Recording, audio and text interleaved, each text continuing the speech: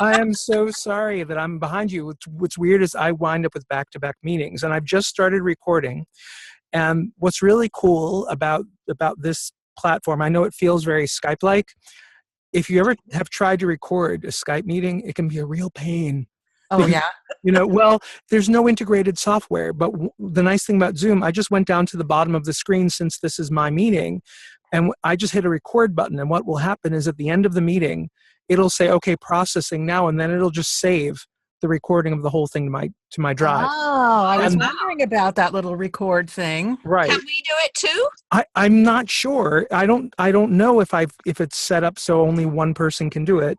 But I just clicked on it. Says please request recording permission from the meeting host. That's you. Yes, can I do that? Let's see how I would do that. Video, mute audio, allow record. There it is. Great. And then you can, so anyone else who wants to, please let me know and I'll hit that same button. What I'll be doing is it'll be recording that after the fact. It actually does a pretty good job. Sean Daly and I messed around with this, and he's in Japan, and he was on a questionable connection. So we were able to actually get a really good recording, even though the bandwidth kept changing using this. Oh, wow.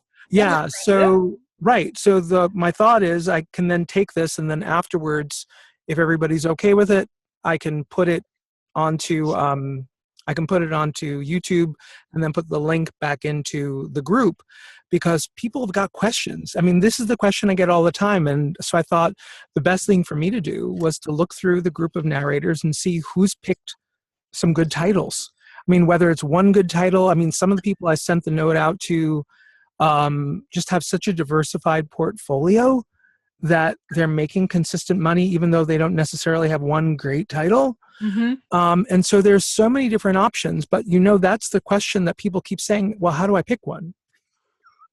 Aha. And so I'm like, well, my thing is, well, if you pick something that you connect with, you're going to do a better job. But I know that's not the question they're asking. It's not, they're asking the other question, and I'm like, well, that's the voodoo. Yeah. Yeah, it is. Feed me. Right. Sure. Well, so, who is it who's on the phone connected again? Is that Anne? No, it's me, because I don't have my camera on.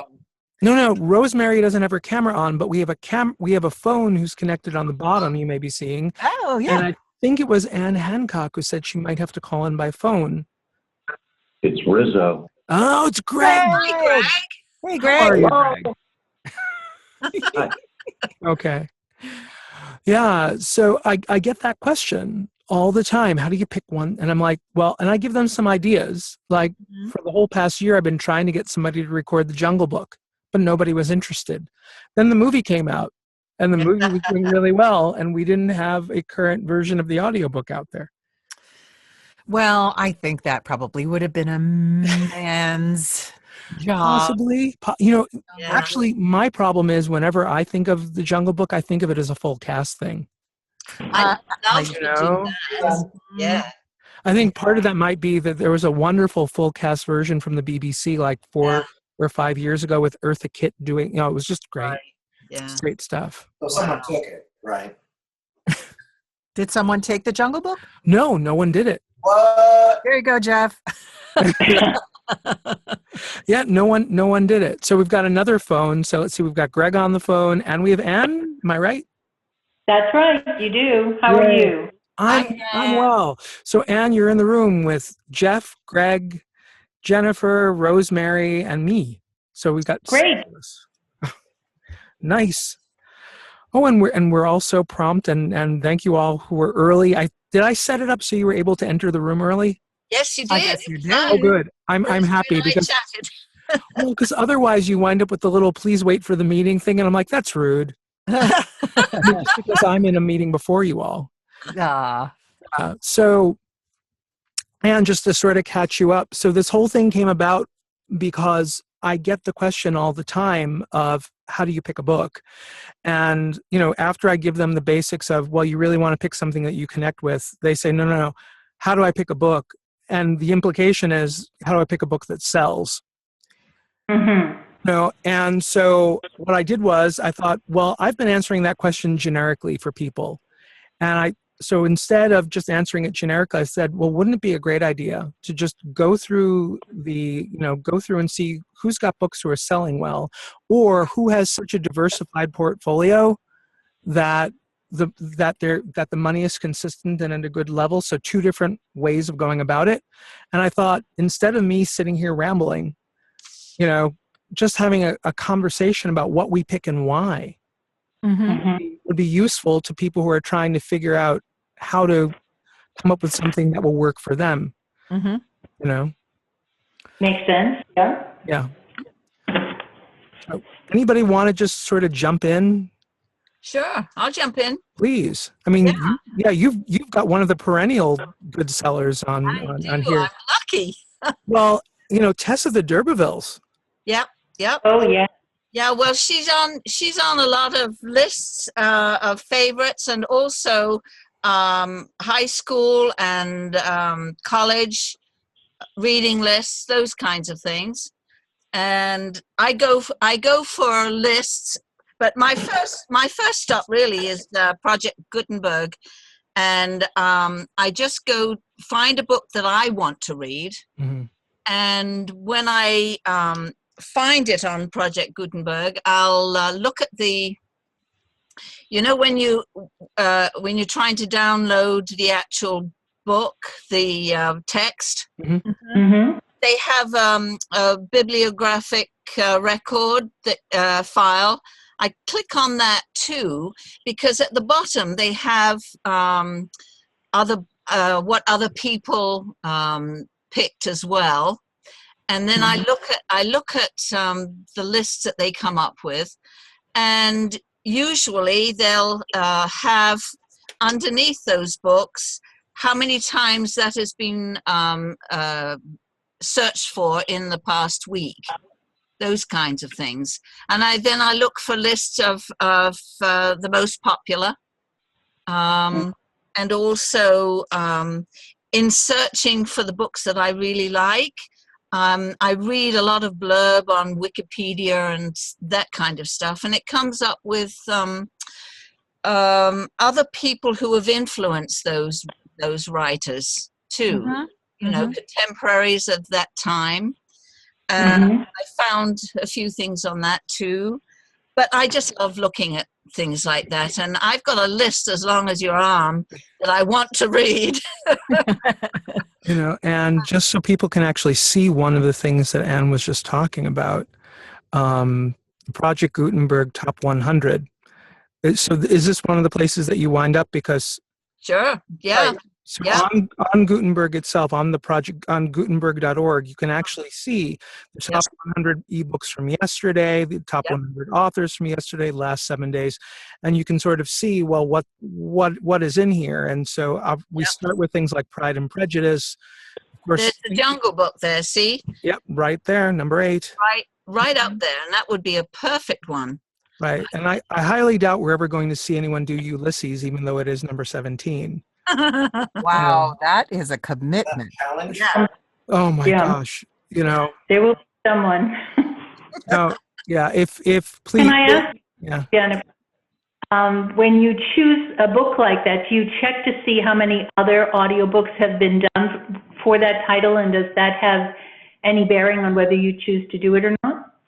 I look at when they were recorded, and if nobody has done one recently, then I'll have a bash at it too. Yeah. Very good. Well, certainly it's worked with Tess. Absolutely, it's done very well.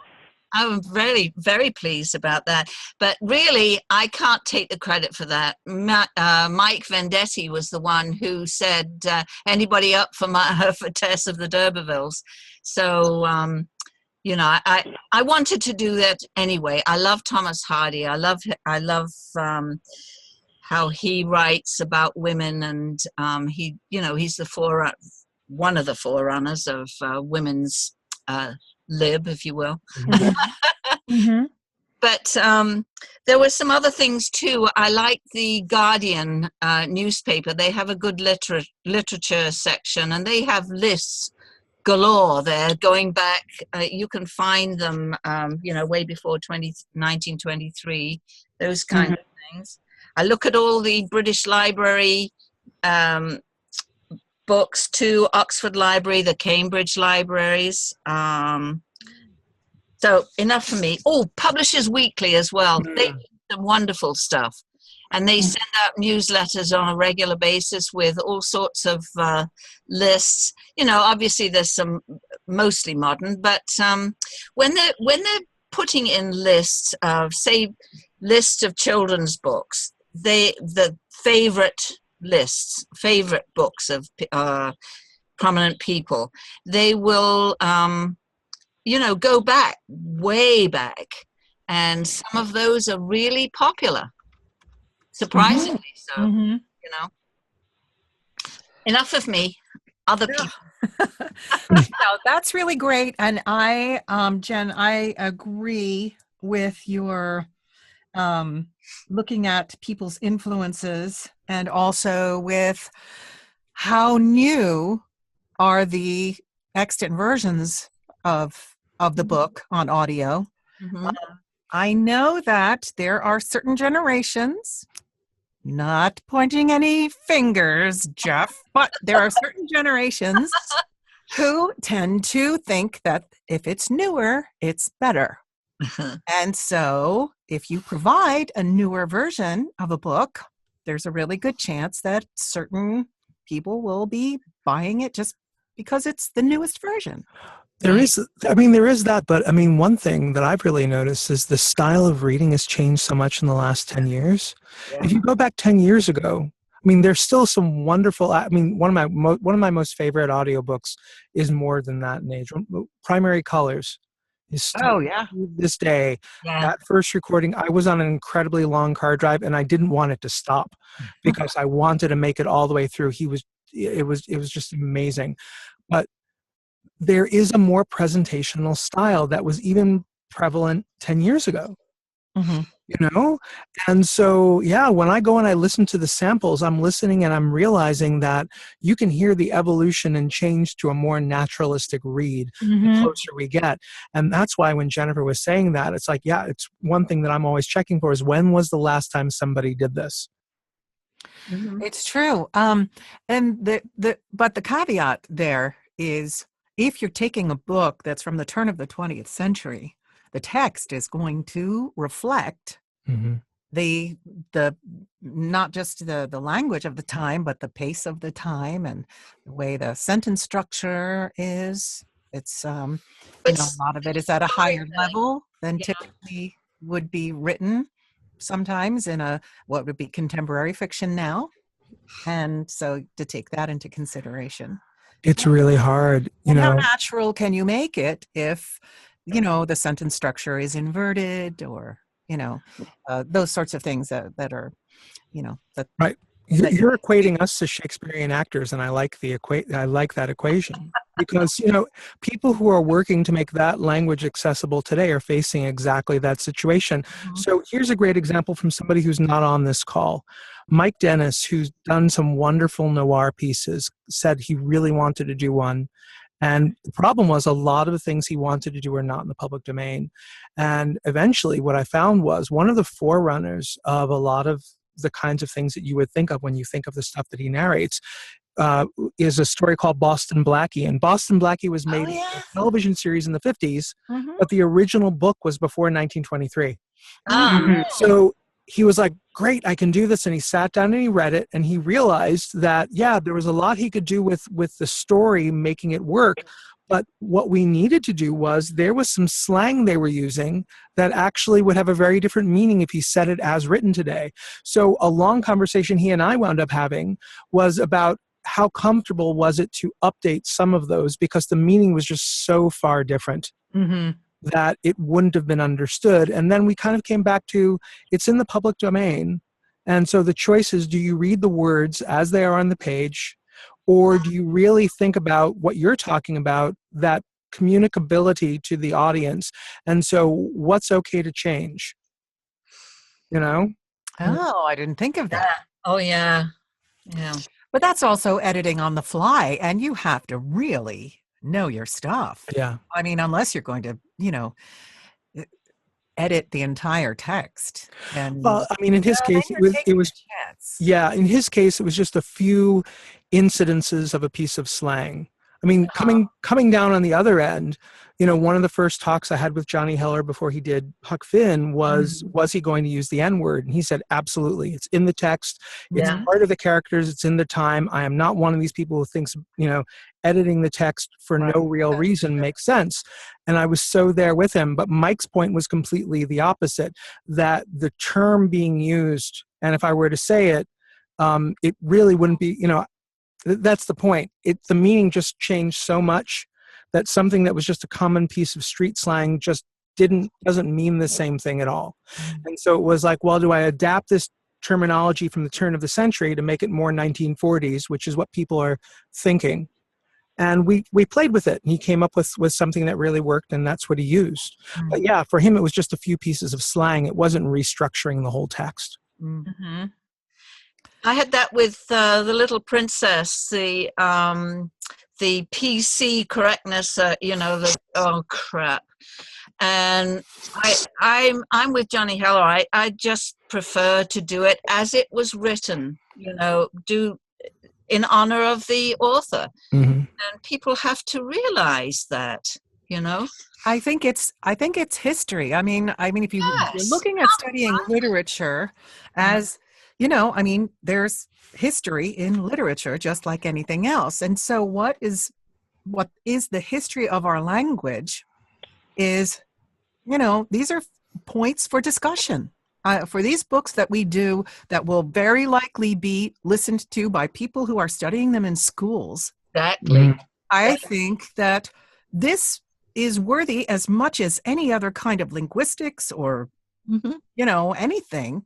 Yeah. I think it's worthy of, showing us how language evolves. It's very fluid. How much has it changed? And can anybody hear me? Yes, you can. Yes, good.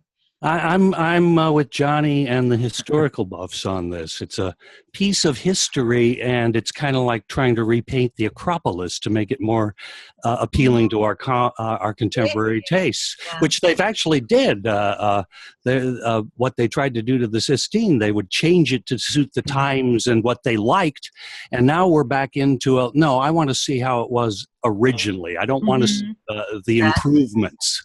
Mm-hmm. Yeah.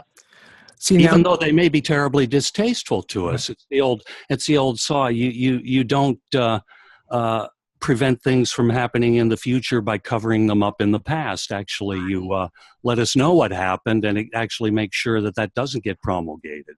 Mm-hmm. Now, Jeff actually wound up with sort of a double there, because not only did he have Mark Twain's words, but he had Mark Twain's interpretation of what somebody would sound like in the time of King Arthur. Yeah. Oh yeah. That was very difficult to narrate, but also very fun, because a lot of how Mark Twain characterized these people from Camelot was they were blatherskites. That's one of my favorite words he used. Just going on and on and on. So not only did I have to, for these characters, actually put in what seems to me their meaning with their language, but also relay the fact that even to the people of the time, even to the character there, it's so hard to listen to.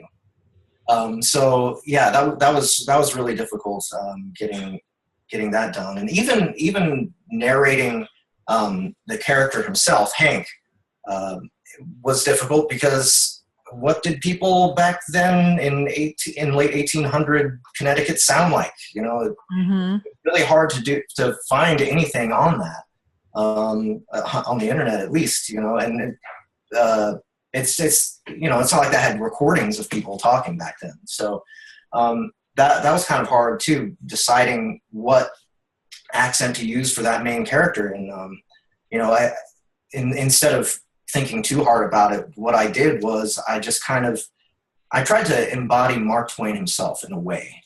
He was actually from Missouri, which is where I'm from.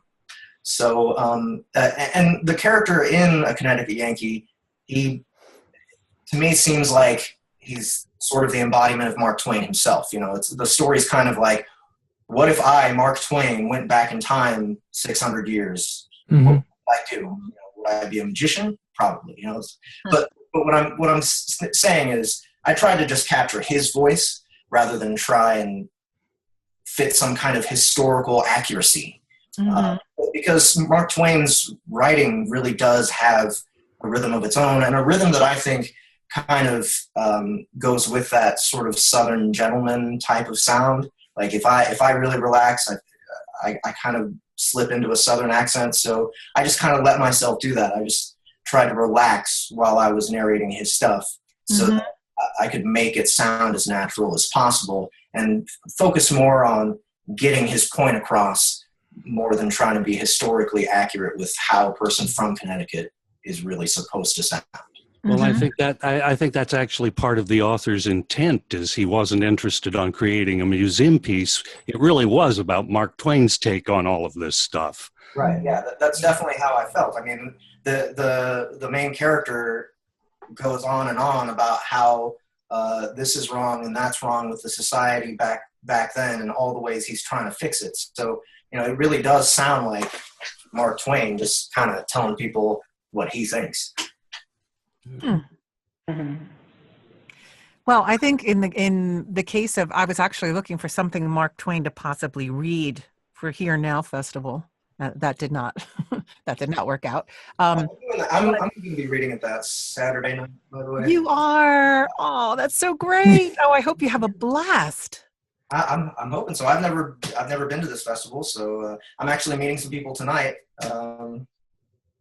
That is on my bucket list. Here and Now. I don't know this. Here and Now is a festival of storytelling. Yeah, who's going to Here Now? Jeff is. Jeff is. I'll be there tomorrow. I'm flying at 5:40 a.m. Oh, you're everywhere, man. Yeah. But anyway, what I was going to say is, Sorry. no, that's I do get off topic, but I mean that is like an exciting place to be, I think. But there's the guy that I listened to for Mark Twain, Grover Gardner, has that sort of, it's not antiquated and it's not contemporary. It's just a real let me go with the flow of the text kind of thing. So I guess that's what I expect you do, Jeff. Yeah, that's what I at least try to do. More than anything, when I'm in the booth, when I'm narrating, I'm focused on relaying the meaning. The words are just the words. It's what is he really trying to say? And even Mark Twain back then, I think that writers, their prose wasn't as tight, right? It's kind of rambling, lots of run-on sentences. So you really have to stay focused and stay on topic in your own head as you're narrating and navigating all these commas. So yeah, he definitely has a relaxed feel to his writing, though, and so. As a narrator, that's what I feel like I have to do. Relax. And feel like I'm on the front porch telling a story. Yeah. That's how I really want to feel. Oh, well, I think that's pretty exciting. I love that idea. And I love that people are going to hear that from a young person's voice too. Well, that's a very big selling point. Yeah. And the interesting, so, how Jeff chose it was I had suggested it a lot like Mike had suggested the other piece. And what I found was it was one of my favorite pieces that I had taught when I was in the classroom. And it seemed to be A, under-recorded, and B, the recordings that were there were pretty old. And so Jeff recorded it. Jeff's cover art is there, and it's doing relatively well. I was wondering, were you doing anything else to promote it beyond just placing it there, or was it just the right piece at the right time? Not that much. I think I did an audiobook boom, and other than that, Facebook. I'm not okay. like is let me know if you know somebody who knows how to sell audiobooks. I'd like to talk to you. No, I get that. So I mean, that's the only. So since I'm the person who picked that one, and I just sort of called out, hey, who's interested in doing Connecticut Yankee? So. I mean, if I got to listen to a lot of it when I was putting the piece together, and Jeff does a beautiful job. The cover is great. It reflects the story really well. He picked a really good sample. And yeah, I was wondering if you were doing something like aggressively on Twitter or something to generate sales, because it does sell well. So I'm just guessing we found a title that people were hungry to hear, and you just happened to hit it out of the park with really good narration. I hope. I mean, I hope that's how it is, because otherwise, I don't know what to say about it. I mean, Okay. I don't know how much. Let's see. The first quarter was really good. We'll see how the next. Right. Yeah, no, we'll see what happens there. I wanted to share some of the other things just based on some of the stuff that people were saying before. And so one of the things that Jennifer had brought up was that other search. This is something else that I did, and this is where I came up originally with the idea of the Jungle Book. I basically looked up films to be released next year. Mm-hmm.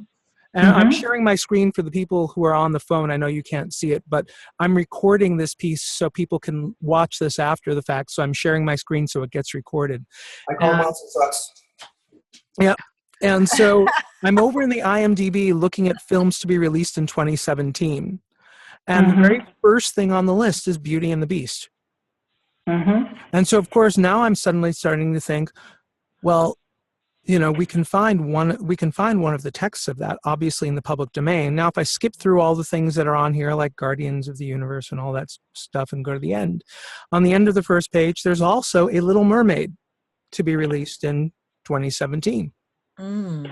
So, and yes, we've got recordings of the Little Mermaid that are out there with what we're doing already, but it's, again, we don't have exclusivity.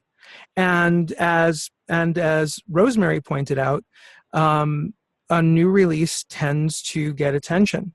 So, I mean, and you can be going through, but just looking through this, because here's the point.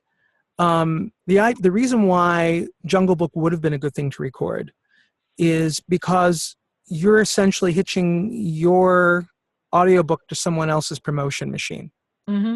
I've heard David Lawrence talk about his recording of War of the Worlds that he happened to do not long before they did the movie.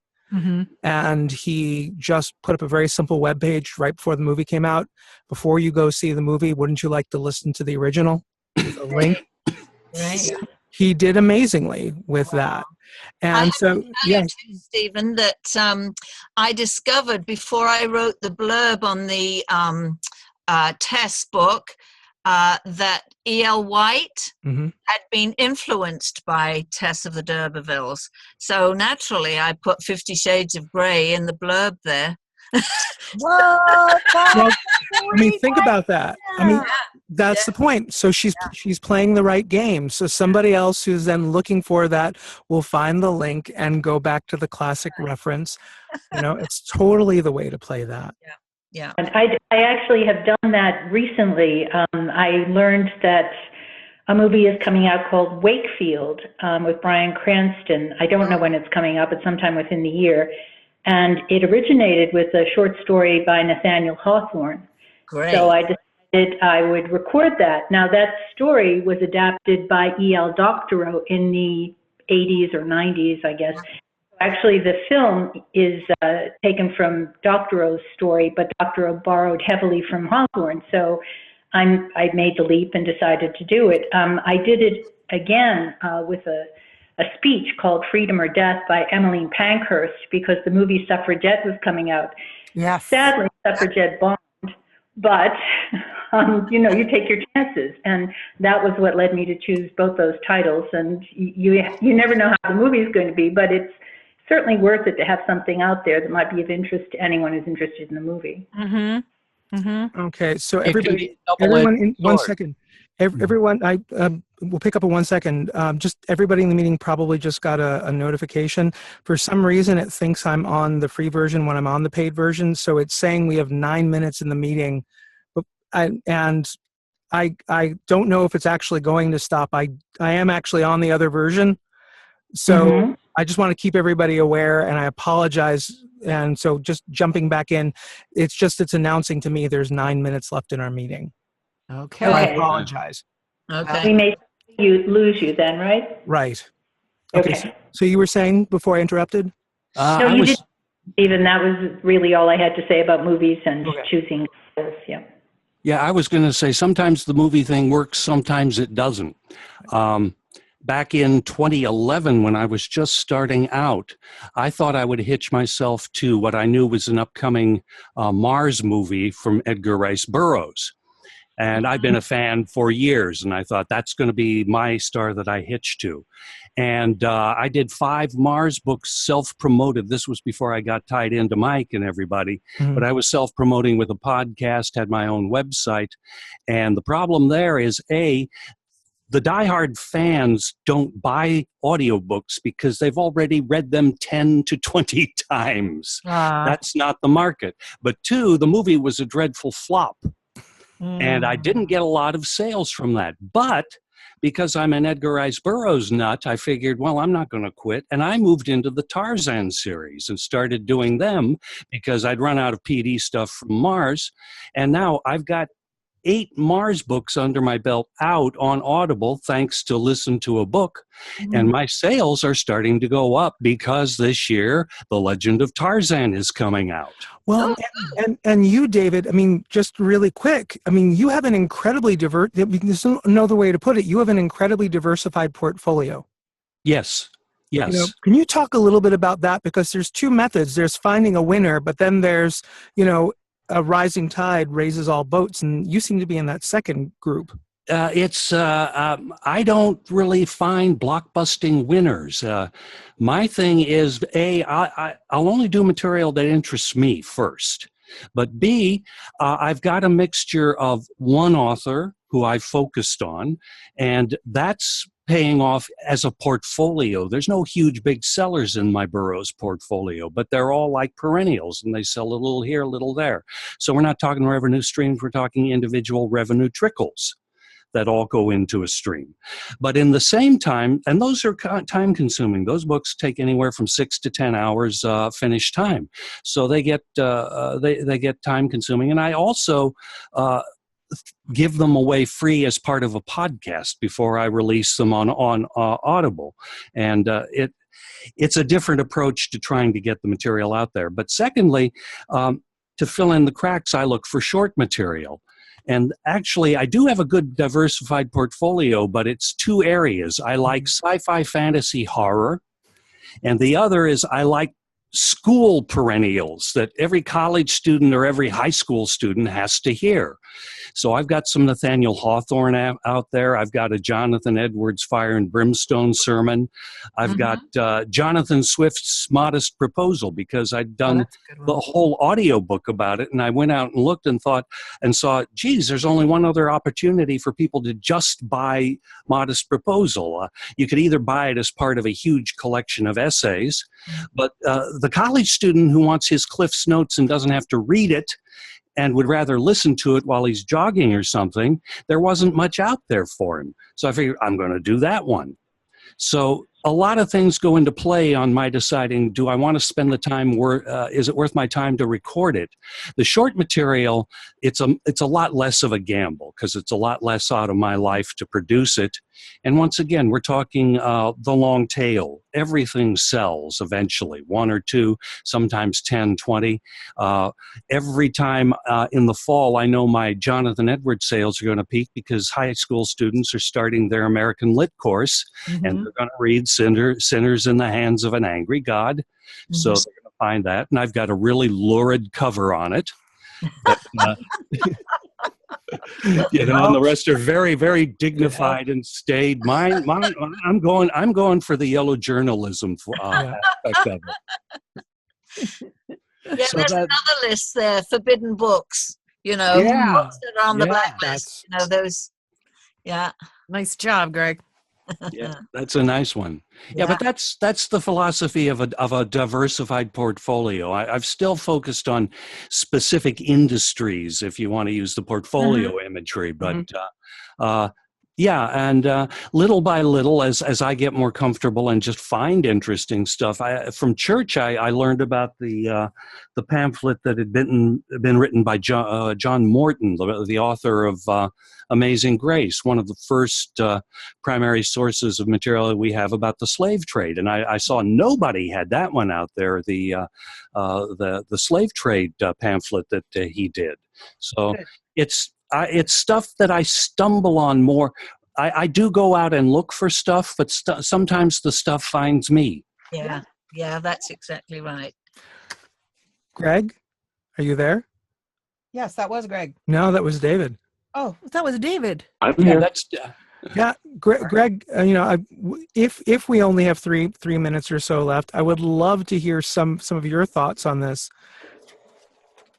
Before we lose time, because Well, I'm watching a little timer go down. Well, going back, one of the things that struck me is you're talking about using slang terms, and what Johnny Heller was talking about. It's like that was the book was written, and it's like that's the script, so I follow it. And it's not a word I use I never use now, but that's the way they talked back then. Right. So I firmly agree with Heller and you and what was said before. Thank you for asking. Yeah, no, I'm also wondering, because that you did such a wonderful job on that piece, and I don't know who in the room really knows. So I put out a call on some autobiographies, and Greg jumped. And he jumped at a piece that really wasn't out there. So what did you think of working on Franklin? Oh, it took a bit to get into the rhythm of his writing, but I liked it. And it was very fun to read his stuff. I enjoyed it a lot. Right. But it took a while to get into the rhythm of his speech, his patterns. But I picked it up. Very fun. Yeah. There's a patience that we need to work on because as Rosemary was saying, it's about the dated speech and finding the way to make it accessible to somebody who is not going to be speaking that way. And I think that the successful books that are done this way, the successful pieces of classic literature that are done, the narrator has connected so well with the content that the words get out of the way on their own, for a lack of a better way of putting it. Yeah. I think you're right. Yeah.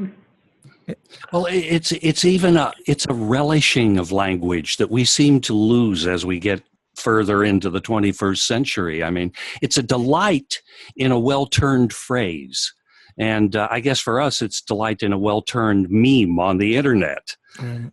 But it's like words are gourmet fare, and we as Mame said, life's a banquet, and most of you sons of bitches are starving. That's right. Well, I like that. So it is with word salad. Although I'll admit those paragraph-long sentences can be a challenge to get out. If it cuts us off, I apologize, and I'd love to do this again. And I'll have this available as soon as possible. We'll know in a minute if it stops recording. And I apologize because I'm not sure why it's confused about what account I'm on. That's annoying for you. That's a shame. Thanks for doing it. Anyone do an ass autobiography right now with the countdown? Absolutely. So yeah, Commander Alan Shepard. Houston, I've got a problem. I guess we'll have to wait and see.